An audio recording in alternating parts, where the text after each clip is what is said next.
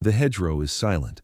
Morning mist clings to the fields of Normandy, turning the world gray and indistinct. Inside the Sherman's turret, the air smells of oil and cordite. The engine idles low beneath their boots. Through the gun sight, a shape, angular, sloped, waiting. "Panther," the gunner whispers. The loader freezes for half a second longer than he should. He knows the numbers. They all do. The Sherman's 75mm gun was never meant to fight this head-on. Across the field, the German tank shifts slightly. Its barrel steadies, long, confident. The first flash comes without warning. The impact slams into the earth just short of them, showering the hull in dirt and fragments. The commander shouts for traverse. The gunner adjusts, searching for a weak angle that may not exist. One hit from that Panther could burn them alive. And yet, by the end of this war, tanks like theirs would destroy thousands of German armored vehicles. How did a machine considered inferior become one of the most effective tank killers in Europe? When the M4 Sherman first rolled into combat in North Africa, it did not feel inferior. Against early German Panzer III and IV models, the Sherman performed well. Its 75mm gun was effective. Its turret traversed quickly. Its mechanical reliability meant it could travel farther and fight longer than many of its opponents. Crews trusted it. It started when it was supposed to start. It moved when it needed to move. In the desert, that mattered. American and British tankers learned to maneuver aggressively, using speed and coordination to overwhelm enemy positions. For a time, the Sherman felt balanced, not invincible, but capable. Then, the battlefield changed. By 1943, reports began filtering in from the Eastern Front. A new German tank had appeared, heavier, with sharply sloped armor that deflected incoming rounds. Soon, in Tunisia and then in Italy, Allied crews encountered it for themselves. The Panther. Its frontal armor was thick and angled. Its long-barreled 75mm gun could destroy a Sherman well beyond the range at which the Sherman could reliably penetrate it from the front. And then there was the Tiger. Massive, boxy, armed with the 88mm gun whose reputation alone seemed to paralyze advancing units. A direct hit from an 88 often meant catastrophic destruction, ammunition igniting, crews trapped in flame. The first time many Sherman crews faced these heavy tanks, the experience was sobering. Rounds that should have destroyed the enemy instead ricocheted harmlessly off sloped steel. Meanwhile, German shells punched cleanly through American armor at distances that felt impossibly far. The shock was not just technical, it was psychological. Tank warfare is intimate. Crews fight enclosed in steel, separated from the enemy by inches of armor and a few hundred yards of open ground. When that armor no longer feels sufficient, confidence fractures. Stories spread quickly through armored divisions, Panthers knocking out multiple Shermans before being flanked, Tigers absorbing hit after hit. The legend of German heavy armor grew with every burned-out hull left on the battlefield. By the time Allied forces landed in Normandy in June 1944, many crews understood the reality they were about to face.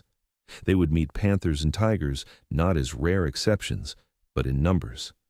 And in those first days among the hedgerows, when narrow lanes limited maneuver and ambushes were common, the imbalance felt sharper than ever. The Sherman had not changed, but the war had. On paper, the Sherman was never meant to duel monsters. It was not designed as a breakthrough heavy tank. It was built around a different philosophy: mobility, mechanical reliability, ease of production, and battlefield flexibility. American doctrine did not envision tanks hunting other tanks alone. Tank destroyers were meant to counter enemy armor. Shermans were meant to exploit breakthroughs, support infantry, and keep moving. And in that role, the design made sense. The Sherman was fast for its weight. It was mechanically dependable. Crews could repair it in the field. Supply lines could keep it running. When a unit advanced, its tanks advanced with it. German heavy armor followed a different path. The Panther and Tiger were formidable machines, thicker armor, high-velocity guns, impressive range. But they were also complex, difficult to maintain, slower to produce, more vulnerable to mechanical failure, especially during long movements. Yet none of that mattered to a crew staring down a long German barrel. because in the moment of contact, logistics disappear. Production statistics mean nothing. What matters is whether your round penetrates and whether theirs does. The narrative that took hold among Allied tankers was simple and brutal. The Sherman was outgunned and outmatched, but the full picture was more complicated. By 1944, the United States had produced tens of thousands of Shermans. German heavy tanks existed in far smaller numbers. On a strategic level, quantity and reliability carried enormous weight. On the tactical level, however, in the hedgerows, in narrow Italian valleys, in the villages of France, the imbalance felt personal. If the Sherman could not win a frontal duel, it would have to find another way to win the war. Fear, in war, rarely stays passive. It either paralyzes or it forces change. By the summer of 1944, Sherman crews understood exactly what they were up against. They knew the weaknesses of their tank because they had seen them exposed in flame. And instead of waiting for factories thousands of miles away to solve the problem, they began solving it themselves. At first, the solutions were crude. Sandbags were stacked along the glacis plate and turret sides. Extra track links were bolted or welded onto the hull. Scrap metal was scavenged from wrecks and fixed wherever space allowed. Some crews even experimented with pouring concrete into improvised armor frames, anything that might buy them one more second. Field workshops worked through the night, welding steel onto steel. Armorers debated angles and thicknesses. Tankers traded stories. Which modifications stopped fragments, which simply added useless weight. Not every idea worked. Sandbags, it turned out, often did little against high-velocity armor-piercing rounds. Extra weight-strained engines and suspensions, concrete cracked under impact. But spare track links, hardened steel, layered over vulnerable spots, sometimes made the difference between penetration and deflection. A few inches, a glancing angle, a crew that survived instead of burned. These were not official upgrades. They were acts of survival.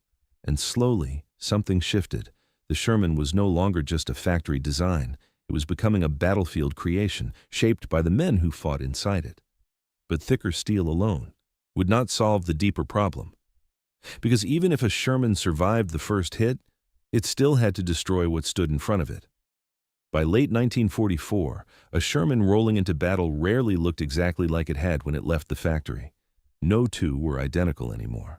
Some carried rows of spare track welded across the front hull, forming rough, uneven shields. Others had additional steel plates bolted over vulnerable areas. Sandbags were stacked along the glacis and around the turret ring. In certain units, entire frameworks were built to hold layers of improvised protection. It was messy, uneven, improvised, but it was purposeful. Crews had begun to understand something critical about armor. Thickness was not the only factor. Angle mattered, distance mattered, the type of round mattered. A high-velocity armor-piercing shell behaved very differently from shape-charged munitions or high-explosive. In close terrain like the Norman hedgerows, many engagements happened at shorter ranges. That changed the physics of survival. Spare track links, forged from hardened steel, proved particularly valuable.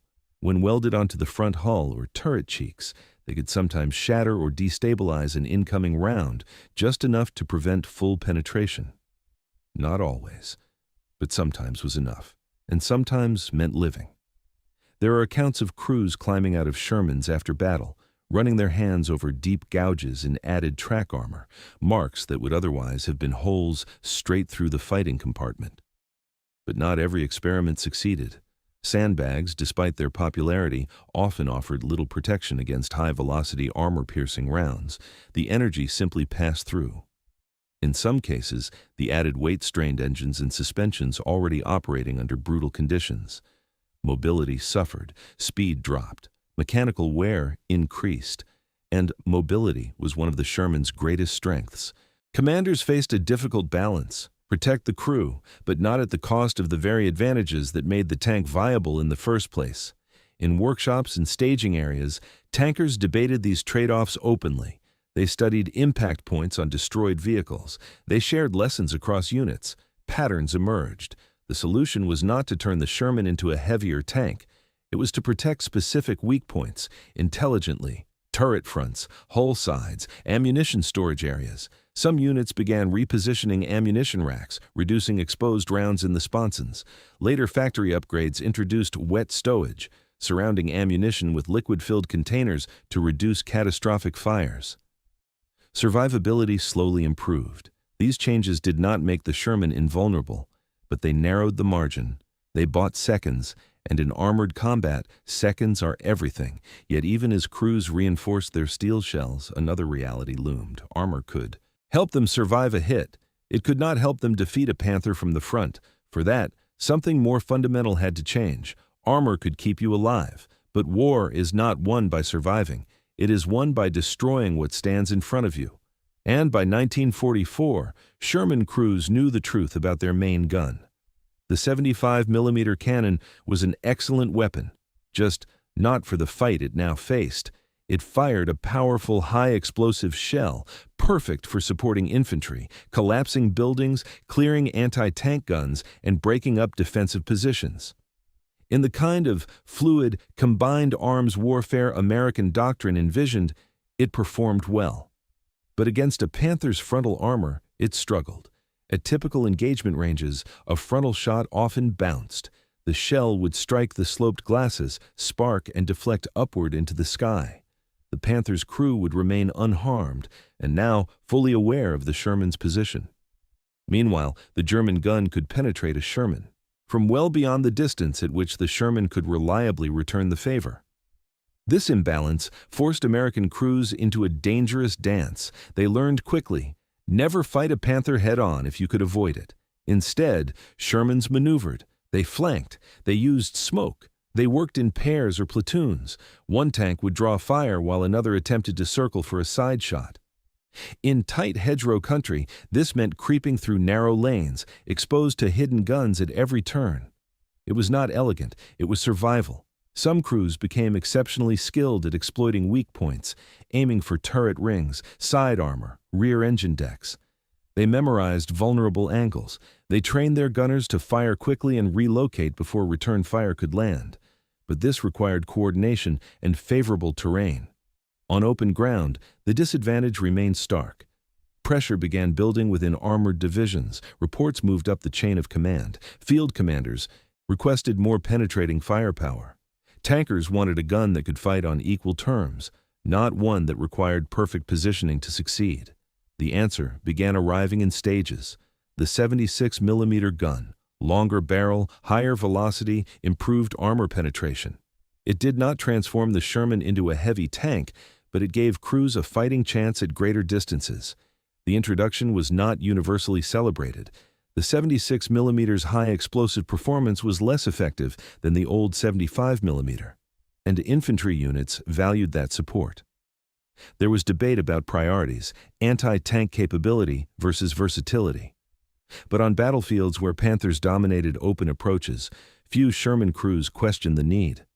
The first time a 76mm round punched cleanly through a German tank's frontal armor at combat range, something shifted. It was not yet parity, but it was progress. Still, even the improved gun could not guarantee dominance in every engagement, and elsewhere, across the Channel, another solution was being prepared, one that would stretch the Sherman's turret to its limits and finally challenge the myth of German invincibility. While American crews pushed for stronger guns, the British took a more radical step.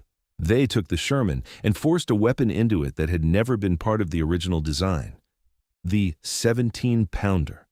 It was a powerful anti-tank gun, capable of penetrating German heavy armor at ranges that made Panther commanders uncomfortable.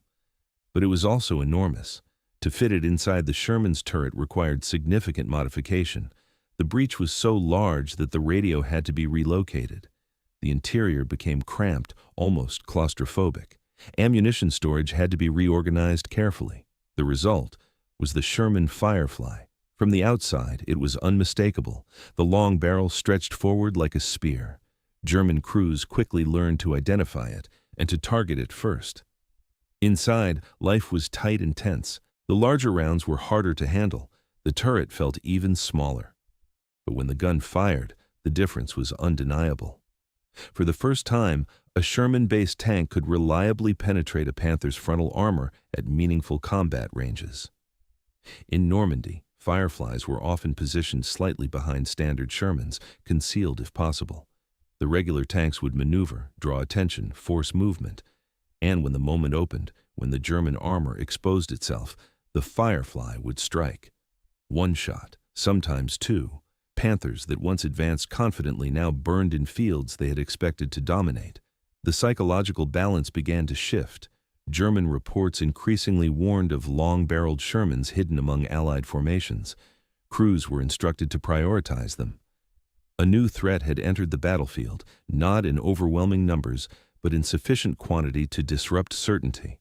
The Sherman had not become heavier, it had not transformed into a tiger, but it had adapted. And adaptation, in war, can be more dangerous than brute strength. Yet, even the Firefly was only part of the answer, because tanks do not fight alone. And by late 1944, the greatest advantage the Sherman possessed was not welded steel or a longer barrel. It was the system fighting around it. By the autumn of 1944, something subtle had changed on the battlefield.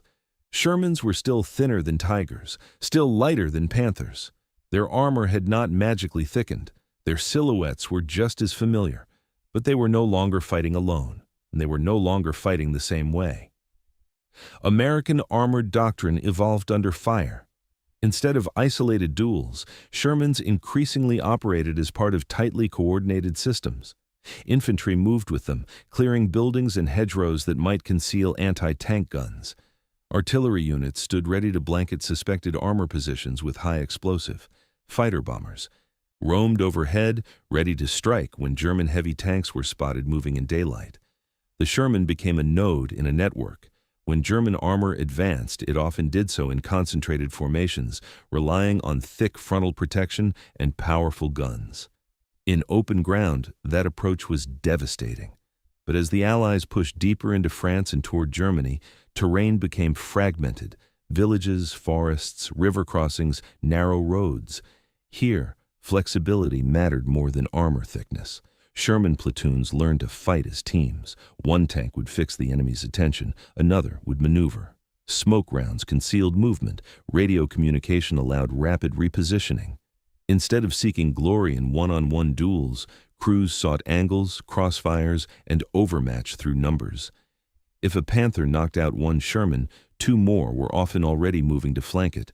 German heavy tanks, powerful as they were, could not be everywhere at once, and they required fuel, spare parts, and careful maintenance, all of which became increasingly scarce as Allied air power and artillery disrupted supply lines. Meanwhile, Shermans kept rolling. When one broke down, it was often repaired quickly. When one was destroyed, another replaced it within days. Production lines in the United States continued feeding the front with machines that, while imperfect, were dependable. The battlefield was no longer a contest of single machines. It was a contest of systems. And in that contest, the Sherman's greatest strength was not its armor or even its gun.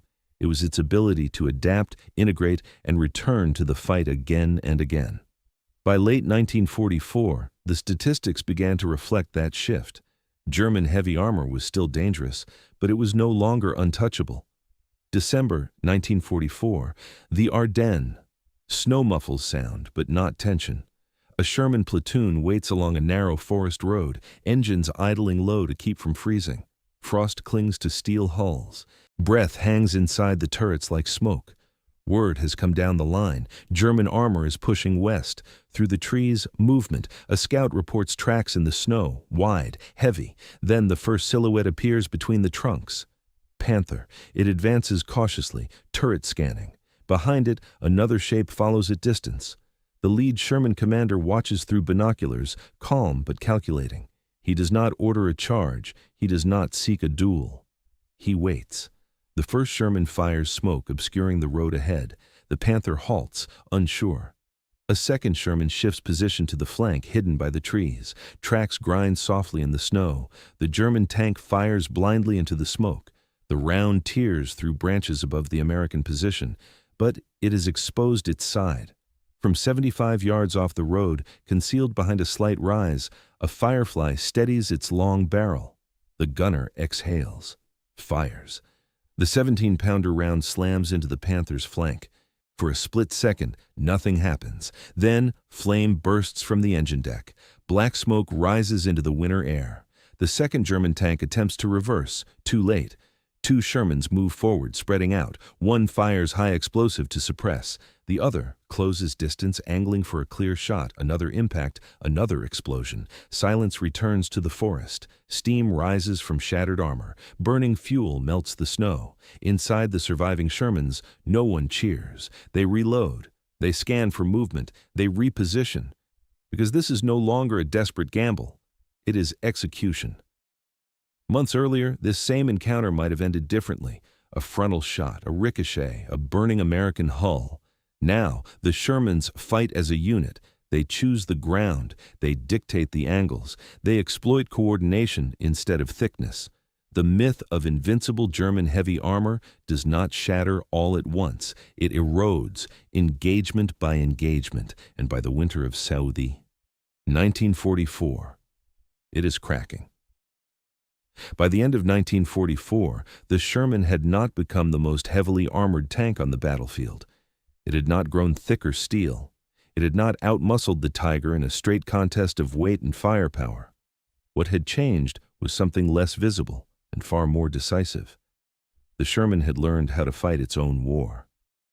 Crews no longer approached German armor with the same hesitation that marked the early encounters in Tunisia or Normandy. They understood the strengths and limits of their machine with clarity. They knew when to flank, when to call artillery, when to maneuver, when to wait. Improvised armor had reduced catastrophic losses. Ammunition stowage improvements had increased survivability. The 76mm gun, and in British formations, the 17-pounder Firefly, had restored lethal reach. But the real transformation was psychological. The Panther was still dangerous. The Tiger was still formidable. Yet, neither was untouchable. Allied armored divisions now possessed experience, thousands of engagements worth. Coordination between infantry, artillery, engineers, and air support had matured into a fluid system. Shermans moved forward not as isolated tanks, but as components of a larger machine built around adaptability. German heavy tanks represented engineering excellence pushed to its limits. The Sherman represented something different: industrial scale, mechanical reliability, tactical flexibility, a design that could evolve in the field rather than remain fixed in theory. The war in Europe was not decided by the single best tank. It was decided by the tank that could be repaired, replaced, modified, and returned to battle faster than the enemy could destroy it. And by late 1944, that tank was still rolling forward. When the war in Europe finally ended, thousands of Sherman tanks still stood in fields, towns, and along broken roads that stretched from Normandy to the Rhine.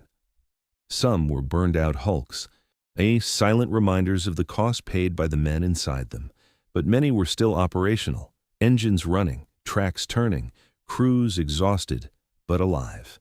The Sherman had never been the most feared tank in the world. German propaganda had celebrated the Tiger as an unstoppable beast. The Panther had earned a reputation for deadly precision. Even Allied tankers had once whispered about facing them with dread. And yet, as the months passed, the battlefield told a quieter story. German heavy armor was formidable, but fragile in its own way. Complex machines strained supply systems already under relentless air attack. Spare parts grew scarce. Fuel shortages left powerful tanks immobilized. Mechanical failures increased during long withdrawals. Meanwhile, Shermans kept moving. Factories across the Atlantic continued producing them in staggering numbers. Damaged vehicles were recovered, repaired, and returned to service. Crews adapted tactics as quickly as the enemy, introduced new threats. Armor was modified, guns were upgraded, ammunition storage improved, communication between units sharpened. The Sherman was not perfect, but it was resilient. It represented a philosophy of war built not on individual superiority, but on adaptability, the ability to absorb lessons from defeat and translate them into improvement within weeks, not years. In the end, the war in Europe was not decided by the thickest armor plate or the longest barrel. It was decided by a system that could evolve faster than its opponent, by a tank that could survive long enough to learn, and by the crews who refused to accept that inferior meant defeated. If this story changed the way you see the Sherman tank, consider supporting the channel so more stories like this can be told. History is often shaped not by the machines that looked invincible, but by the ones that endured.